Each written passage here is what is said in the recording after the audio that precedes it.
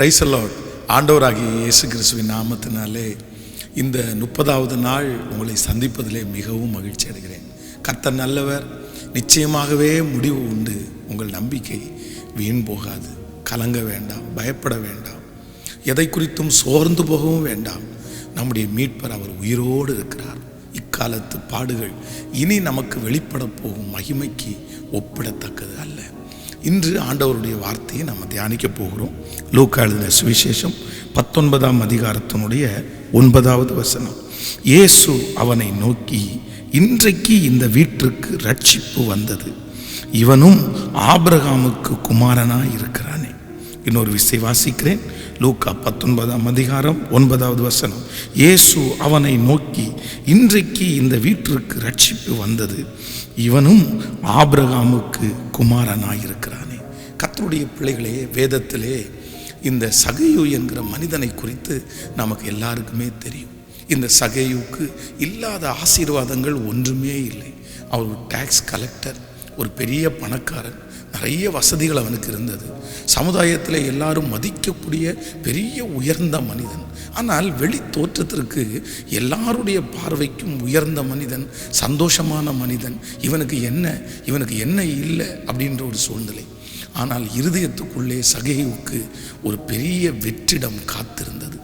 ஆறுதல் இல்லை, சமாதானம் இல்லை, சந்தோஷம் இல்லை. அப்படிப்பட்ட ஒரு சூழ்நிலை வெளியே யாருக்கும் தெரியாத ஒரு சூழ்நிலை. ஆனால் ஆண்டவர் அவனுடைய வீட்டை கர்த்தர் சந்தித்து கர்த்தர் சொல்லுகிறார், இன்று இந்த வீட்டிற்கு ரட்சிப்பு வந்தது. அன்றிலிருந்து அவனுடைய இருதயத்தில் இனம் புரியாத ஒரு சந்தோஷம், யாரும் கொடுக்க முடியாத ஒரு சந்தோஷம் அந்த சகேயினுடைய இருதயத்திற்குள்ளே கடந்து வந்தது.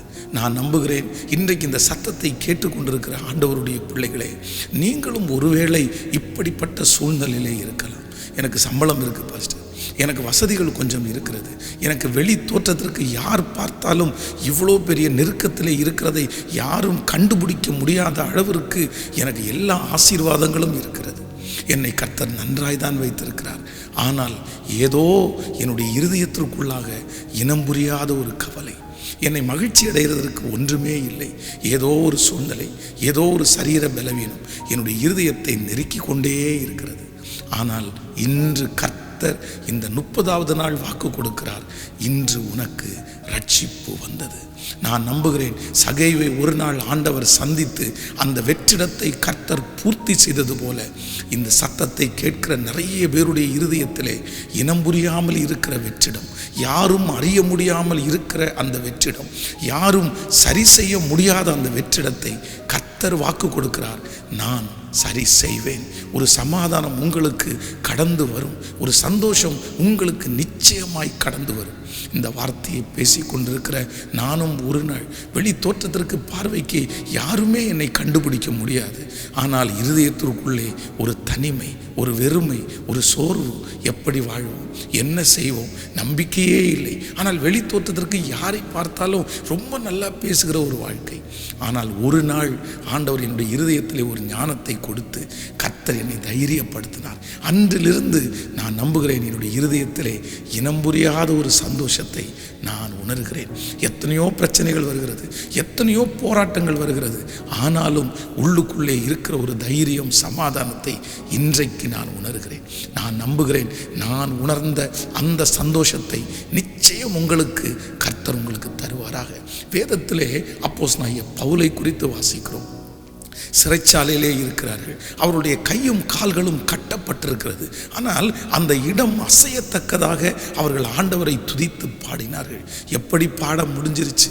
அந்த இடம் இருக்கிற இடம் சிறைச்சாலை அல்லவா, கைகால்கள் கட்டப்பட்டிருக்கிறது அல்லவா, அந்த இடத்துல சந்தோஷப்பட முடியுமா அப்படின்னு கேட்கும்போது எதுவுமே இல்லாவிட்டாலும் அவருடைய சந்தோஷத்தை யாராலும் எடுத்து போடவே முடியவில்லை. நான் வாஞ்சிக்கிறேன், அந்த அப்போஸ்தலனாகிய பவுலுக்கு அப்படிப்பட்ட ஒரு அதிசயத்தை கர்த்தர் செய்ய முடியுமானால் இன்றைக்கு இந்த சத்தத்தை கேட்கிற உங்களுக்கு திரும்ப திரும்ப கர்த்தர் வாக்கு கொடுக்கிறார். ஒன்றுமே இல்லாமல் இருந்தாலும் உங்களை சந்தோஷப்படுத்துவதற்கு கர்த்தராலே முடியும். எல்லா சூழ்நிலைகளும் கட்டப்பட்டிருந்தாலும் உங்களை சந்தோஷப்படுத்துவதற்கு என்னுடைய ஆண்டவராலே முடியும்.